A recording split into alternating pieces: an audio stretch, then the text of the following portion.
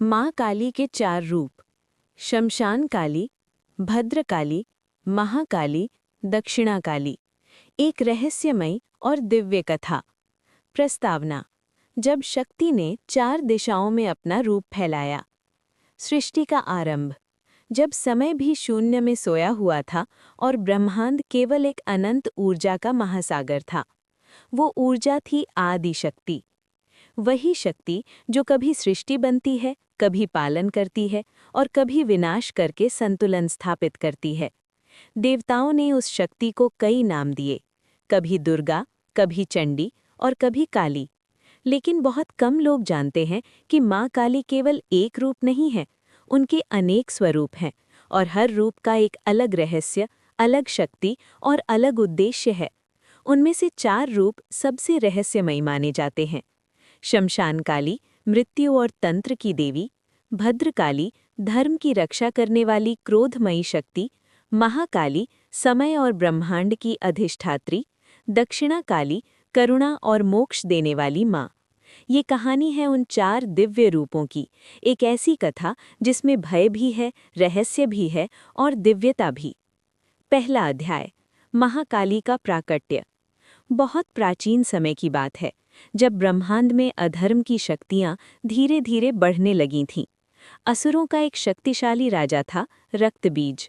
उसकी शक्ति इतनी भयानक थी कि जब भी उसके शरीर से रक्त की एक बूंद जमीन पर गिरती, वहां एक नया असुर जन्म ले लेता।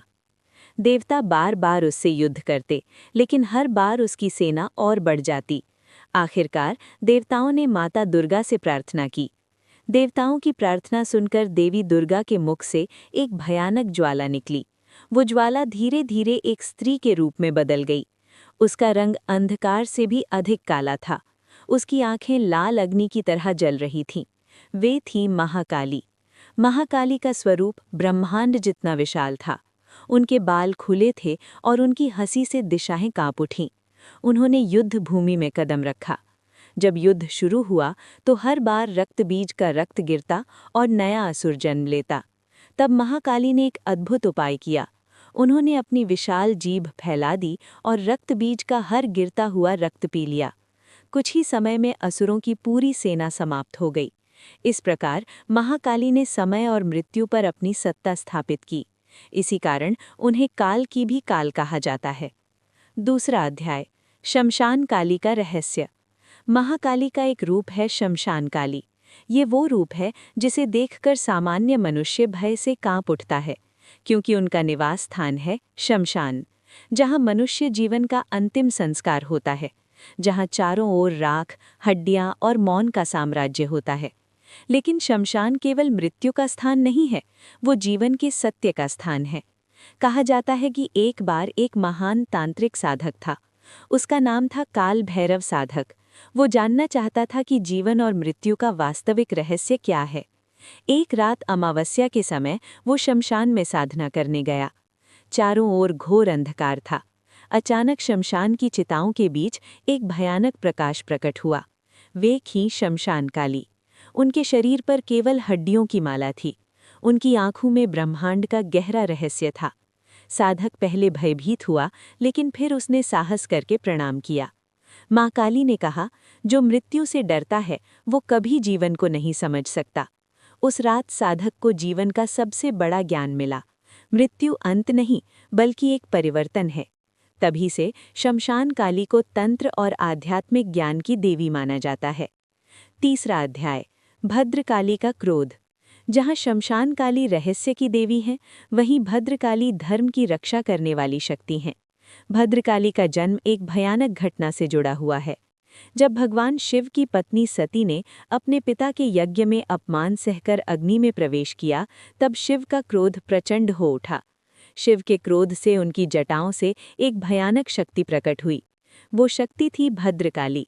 भद्रकाली का स्वरूप अत्यंत तेजस्वी था। उनकी 10 हाथ थे और हर हाथ में एक अस्त्र था। उन्होंने उस यज्ञ को नष्ट कर दिया जहां अहंकार और अपमान का जन्म हुआ था। लेकिन भद्रकाली केवल विनाश की देवी नहीं है, वो न्याय की देवी भी हैं। जब भी संसार में अन्याय बढ़ता है, भद्रकाली धर्म की रक्षा के लिए प्रकट होती हैं।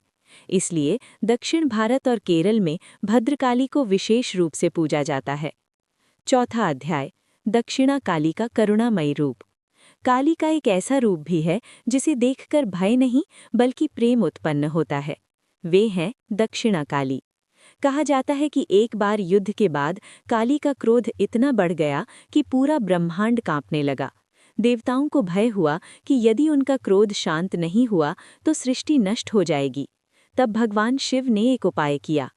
वे काली के मार्ग में लेट गए। जब काली युद्ध करते हुए आगे बढ़ी तो अनजाने में उनका पैर शिव के शरीर पर पड़ गया।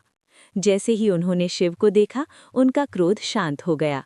लज्जा से उनकी जीभ बाहर निकल आई। यही रूप दक्षिणा काली के रूप में प्रसिद्ध हुआ। इस रूप में माँ काली भक्तों को भय से मुक्ति और मोक्ष प्रदान करती हैं। पांचवा अध्याय, चारों रूपों का रहस्य। काली के इन चारों रूपों के पीछे एक गहरा आध्यात्मिक अर्थ छिपा है। महाकाली हमें बताती हैं कि समय सबसे शक्तिशाली है, सब कुछ समय के अधीन है।